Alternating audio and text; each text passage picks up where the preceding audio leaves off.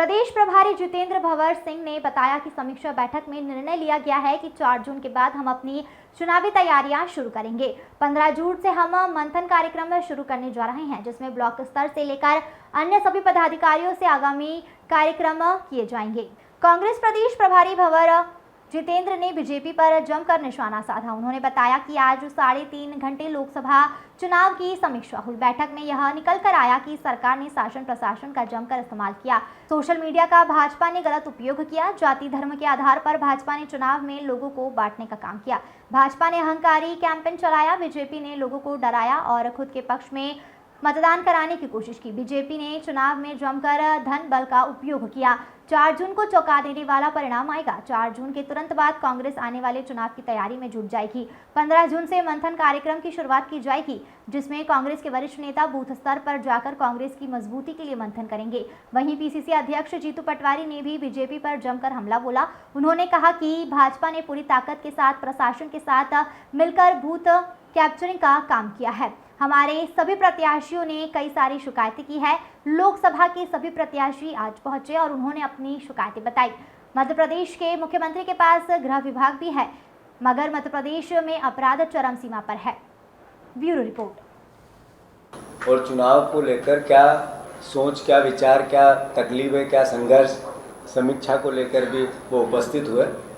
मैं उनका भी स्वागत करता हूँ। सम्मानित हमारे भूरिया जी, प्रदेश कांग्रेस कमेटी के अध्यक्ष आदरणीय डॉक्टर साहब, आदरणीय सज्जन भैया, आदरणीय हमारे कमलेश्वर पटेल साहब, वकार मरकाम जी, हमारे उपनेता सीएलपी के, आदरणीय सभी प्रत्याशीगण जो यहाँ उपस्थित हैं। जब चुनाव चल रहे थे, टिकट वितरण होना था तो अखबारों की खबरें बनती थी, बीजेपी का आरोप प्रत्यारोप होता था, चुनाव लड़ने वाले कांग्रेस पार्टी में तैयार नहीं हो रहा है।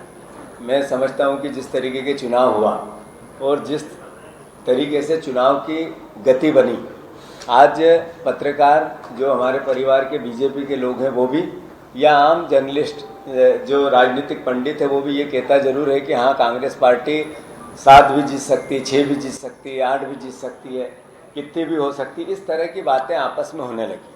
तो मैं तमाम योद्धा जो है हमारे कांग्रेस पार्टी के, जिन्होंने ये चुनाव फेस किया इतने विपरीत परिस्थितियों में, भारतीय जनता पार्टी के तांडव के खिलाफ, मैं इनका सबका भी स्वागत करता हूं।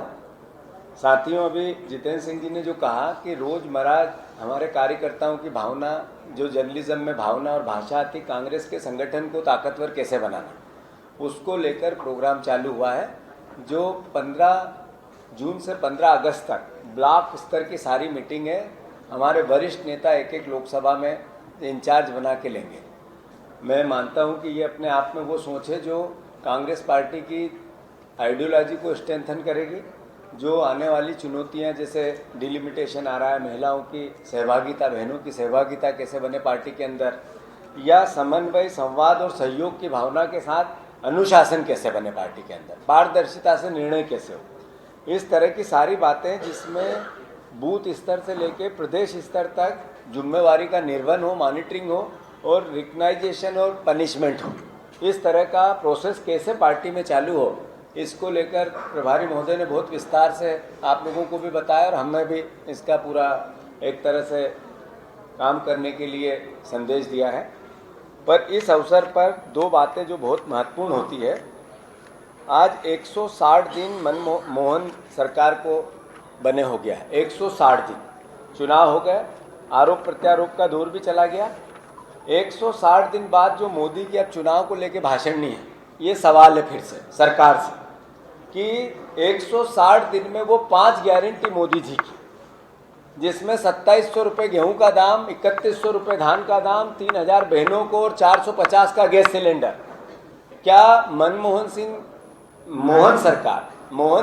मोहन यादव सरकार का ये केवल भाषण देना, बयान देना और अच्छी बातें करना और जीत के दंभ में भर जाना ही चलेगा, या उन वादों पे भी कहीं पूर्णता आएगी? हालात क्या है? हालात है कि रिजर्व बैंक ने हमें कर्ज देने से मना कर दिया, फिर भी हमें हवाई जहाज खरीदना है। रिजर्व बैंक ने हमें कर्ज देने से मना कर दिया, फिर भी मंत्रियों के और विधायकों के घरों की साज सज्जा में, उनकी गाड़ियां खरीदने में जो फिजूल खर्ची है, उसमें अद्भुत और अकल्पनीय सरकार का काम चल रहा है।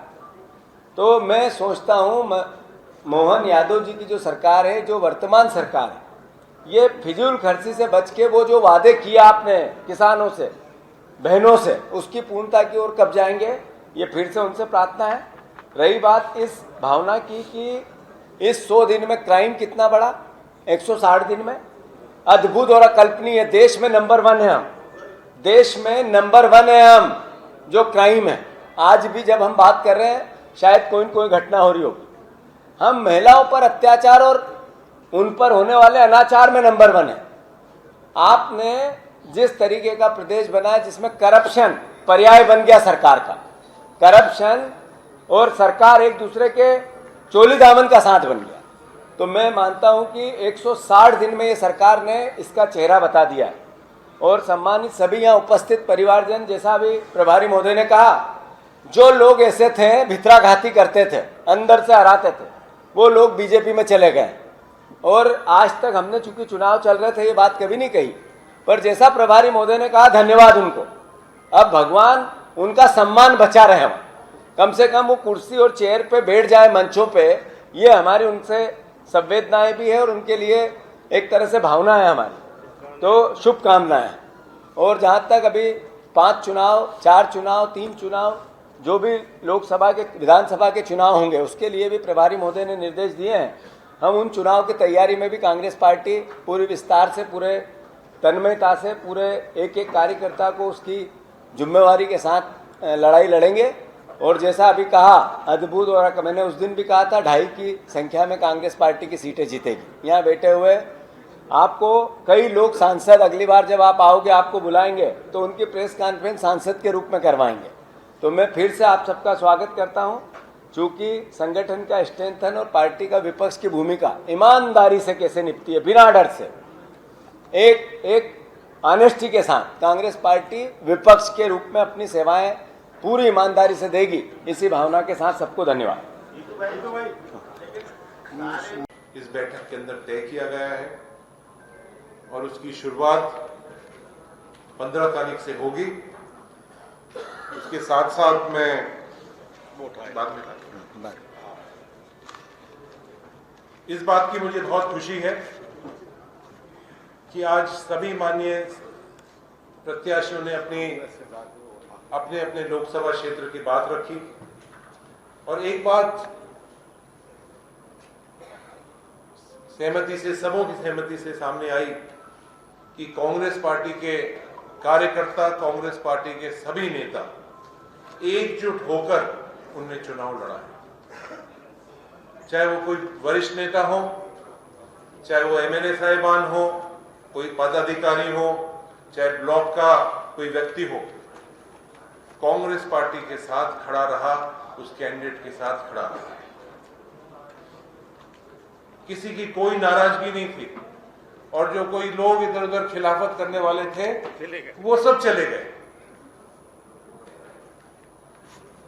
उस बात का भी मैं बहुत बहुत स्वागत करता हूं और हमारे सभी जो प्रत्याशी हैं उस बात को बहुत बहुत स्वागत करते थे कि भीतर घात जो करने वाले लोग हैं वो सब बाहर ही चले गए।